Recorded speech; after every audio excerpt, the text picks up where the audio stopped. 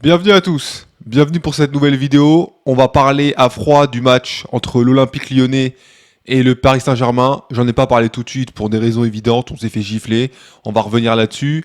Enfin bon, c'est l'occasion de parler de mon club, notre club qu'on aime tous, l'Olympique Lyonnais, je parle aux supporters évidemment.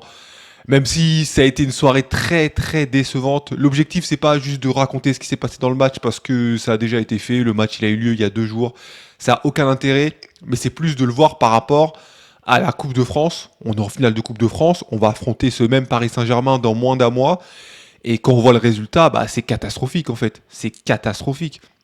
On n'a pas perdu le match en 90 minutes, on l'a perdu en 5 minutes. Non seulement au bout de 5 minutes on perdait, mais moi je savais qu'au bout de 5 minutes on n'allait jamais revenir. On arrive, on a fait tout ce qu'une équipe ne doit pas faire contre Paris. On est venu avec une équipe offensive, pas de pressing, on s'est jeté comme des lapins, et tout ce qu'ils ont eu à faire, c'est défendre. 2 minutes, ils nous ont mis 2 buts, et eux ils savaient qu'ils avaient gagné. Et ce qui est le plus frustrant, c'est pas qu'on se soit fait gifler, parce que toutes les équipes qui vont au Parc des Princes, la plupart, elles vont perdre. Le problème, c'est qu'on a perdu contre notre futur adversaire de Coupe de France 4-1, alors qu'ils ont même pas mis l'équipe titulaire. C'était même pas les titulaires. Mbappé sur le banc, Dembélé sur le banc, Nuno Mendes sur le banc. Il y avait tout le monde sur le banc. Et on s'est fait gifler par des Gonzalo Ramos qui n'ont pas joué depuis je sais pas combien de temps. Et même Colomwani, il fait pas un bon match. Et malgré tout, ça passe quand même. En fait, je comprends pas comment les joueurs ils sont arrivés. C'était quoi le plan? Le plan, c'était de se dire on va aligner plein d'offensifs, etc. La stratégie, elle avait aucun sens de A à Z. Et moi, il y a quelque chose vraiment qui m'a buté, mais dans le mauvais sens. C'est même après qu'on perd 2-0, on n'a rien compris.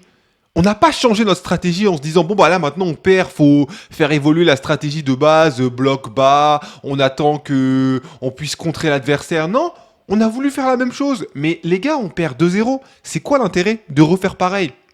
Moi, il y a une scène, c'était en deuxième mi-temps, on perdait 4-1, et t'avais le bloc de l'Olympique Lyonnais qui attendait bas. Mais vous attendez quoi, les gars? On perd 4-1, il n'y a rien à faire, il n'y a rien à attendre.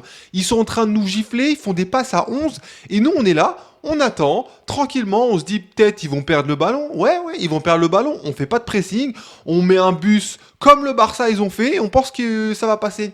Mais les gars, il y a une différence énorme entre ce qu'a fait le Barça et nous sur ce match-là. Le Barça, déjà, ils ont des qualités techniques, on les a pas. Ensuite, ils ont des qualités de vitesse devant, on les a pas. Yamin Yamal et Rafinha, c'est pas les mêmes joueurs que nous on avait sur le terrain. Benrama, c'est pas la pointe de vitesse sa qualité. Lacazette, c'est la même chose. Cherki, c'est pareil. À la limite, Cherki, ça aurait pu être le passeur. Allez, à part Nuama, qui est capable de déborder de vitesse la défense de Paris? Personne. Personne.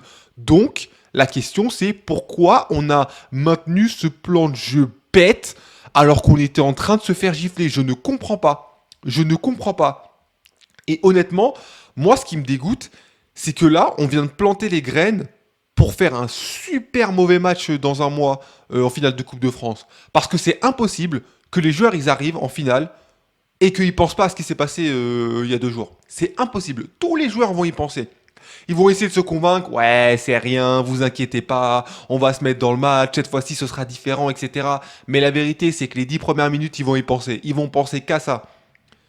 Et si on a le malheur de prendre un but dans les 15 premières minutes en finale, c'est fini. C'est fini, on reviendra jamais.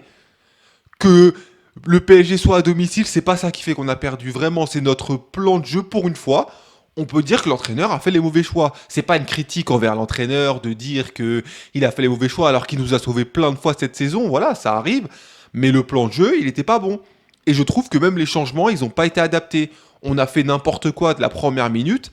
À la dernière minute, nos joueurs cadres, ils n'ont pas été au niveau. Que ce soit Lacazette, même si on sait qu'il est revenu quelques jours avant et que voilà, il a été là parce que c'est le titulaire et qu'il fallait qu'il soit présent. Mais globalement, il n'a pas apporté ce qu'on attend d'un joueur aussi fort qu'un Lacazette. Matic, il n'a pas été au niveau. Il s'est fait bouffer un peu sur certaines actions. Voilà, je trouve qu'on a senti un peu ses limites sur ce match-là en tout cas. Benrama, il n'a pas réussi grand-chose. Le meilleur, en vrai, ça a été Nuama. Le meilleur, ça a été Nuama. Derrière, oh là là, les buts qu'on prend là, Gonzalo Ramos, il est tout seul. J'ai pas compris. Gonzalo Ramos, il est pris par personne. Il a même pas eu à faire des efforts d'appel, contre-appel. On lui faisait la passe tout seul. Asensio, sur ce match, dans sa tête, il devait penser que c'était Messi. Il faisait toutes les différences, il alternait. On joue à gauche, on joue à droite, tout se passait nickel pour lui, personne ne le pressait. Enfin, je comprends pas cette volonté. Alors que tout le monde sait que pour battre ce Paris Saint-Germain, il faut les agresser. Pressing. Pressing à haute intensité. Il n'y a que comme ça que tu peux battre ce Paris Saint-Germain. C'est pas en attendant que tu vas les battre. Barcelone, ils ont essayé avec des joueurs d'une qualité hautement supérieure, ça n'a pas marché. Mais nous, on a pensé qu'avec notre qualité de joueur, ça allait passer. Ça n'a pas de sens. Ça n'a pas de sens et au final, on se retrouve, on est arrêté dans notre lancée. On perd contre le PSG à un mois de la finale de Coupe de France. Et forcément, on se pose des questions. On se pose des questions parce que si au final on perd cette Coupe de France et qu'on finit dixième, alors on sera sauvé de la Ligue 2.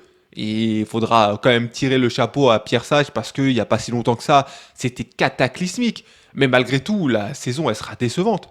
On est en finale, on n'est pas en quart de finale où on se dit oui, mais peut-être, on verra plus tard. Non, là maintenant c'est la finale. Une finale, on la joue pas pour la perdre, on la joue pour la gagner. Paris, dans leur tête, ils pensent qu'ils sont imbattables. Et à juste titre, ils viennent de battre Barcelone, ils sont en demi-finale de Ligue des Champions, ils ont gagné le championnat, ils ont déjà le trophée des champions, ils veulent la Coupe de France, ils veulent tout gagner. Et ils ont raison de vouloir tout gagner.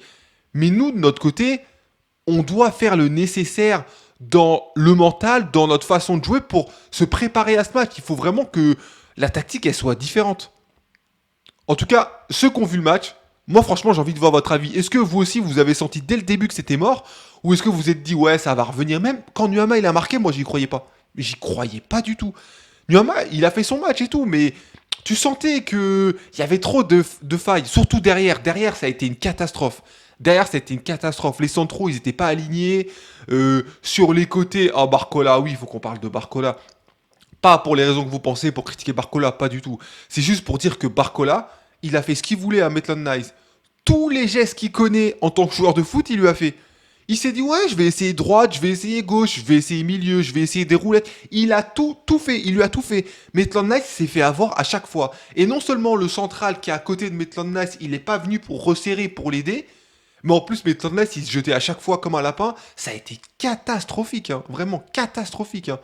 Donc vraiment, va falloir qu'on se remette en question. Parce que c'est vraiment dommage d'avoir entamé une série aussi belle si c'est pour au final tout gâcher à la fin parce qu'on n'est pas concentré, quoi. Enfin bon, dites-moi ce que vous en pensez. Je vous dis à la prochaine en espérant que ça se passe mieux pour nous dans quelques semaines. Et puis voilà, on espère que l'Olympique lyonnais triomphera. Ciao.